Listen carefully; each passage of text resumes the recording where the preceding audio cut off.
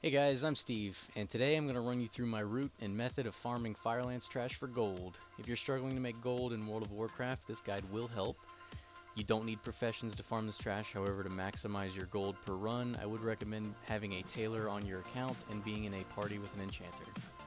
I always farm on my main, which is a mage, so my route is based around the limitations and strengths of a mage. So let's get started. Alright, first thing is to go to the auction house and buy a potion of treasure finding. This is a big part of farming any kind of cataclysm content. You'll get 3 to 5 gold per chest, which adds up fast. Make sure you always have one active while farming in Cata. You can make these potions yourself if none are available in the auction house or if you just can't afford them, although you'll have to have the cataclysm herbs to make them. You're not going to need a ton of bag space because you'll either be disenchanting most of the greens or vendoring as you go. Using Frostweave or Embersilk bags should be fun. When I farm, I usually take Ice Barrier, Cold Snap, Supernova, Incanter's Flow, and Arcane Orb. You'll see in the route when and where I use these talents. The glyphs I use are Rapid Displacement for double blinks, Arcane Explosion, and Ice Block in case I need it. You don't want to take Arcane Power because the CD will line up when you stop for the second time in the farm. Get a hold of some gear with Leech on it. You don't want to have to stop after each pull and eat or heal or whatever. It'll shave off a lot of time on your farm. Before you go in, make sure you buff with Food and Flask. Use an Augment Rune if you can spare one. The idea is to kill this trash fast to squeeze as many runs in an hour time frame as you can.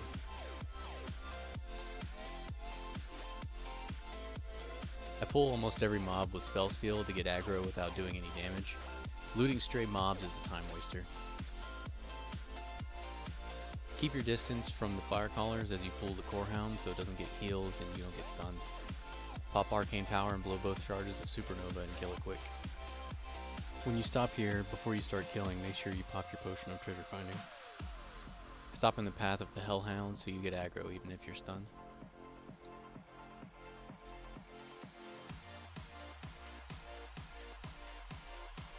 There will be 2 groups to loot, so make sure you get them both. Pop your Ice Barrier, mount up, and head up to the next big pool.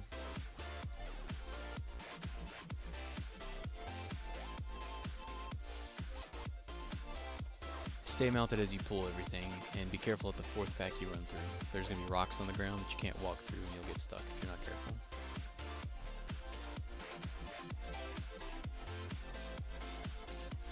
Sometimes this Core Hound will be in the way of this turn. If so, then pull the 2 groups next to it and AoE everything down. It isn't worth trying to kite the Core Hound because it'll fear you or stun you and mess up the run, potentially killing you. But if the Core Hound's far enough away, just continue the route to the next stopping point.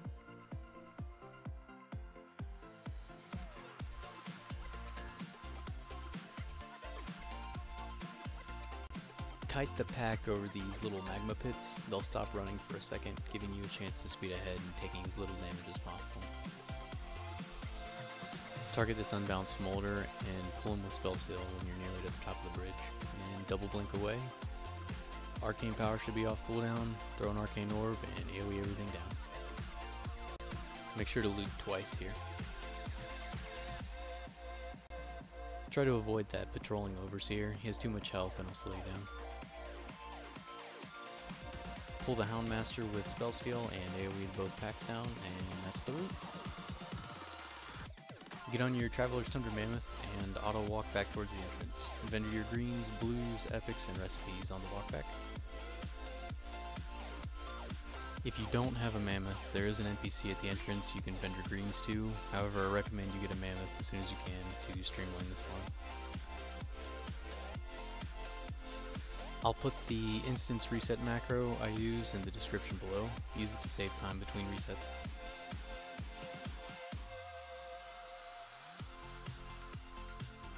These runs should only take between 3.5 to 4 minutes a run. Because of that, you'll hit your instance cap when your potion has about 25 minutes left. Just log off and do something else for about a half an hour so your instances can come back up and you can get back to farming. I prospect the ore and turn them into trash greens using jewel crafting. If you're short on dust, you can DE these greens, otherwise vendor them. send your lockboxes to your rogue alt or a friend. You can either vendor the greens or disenchant them for dust. I keep track of my runs using Google Docs. Using this farming method, I'll make well over 44,000 gold for 10 trash runs with a potion each week. Alternatively, you can party with an enchanter and disenchant the greens that drop. I don't recommend disenchanting weapons or epics, as the weapons have a high chance to DE into celestial essences, which aren't worth as much as the vendor value. Use the dust you earn to make and sell Lumbersilk bags, or just sell the dust on the auction house. Either way, you'll earn a lot of gold per potion using my route and farming method. Thanks a lot for checking out my first gold making video. I'll be sure to post more in the future, but for now, check out some of our Guild First Blackrock Foundry boss kill videos, with more to come for the upcoming raid in 6.2 Hellfire Citadel. Thanks again.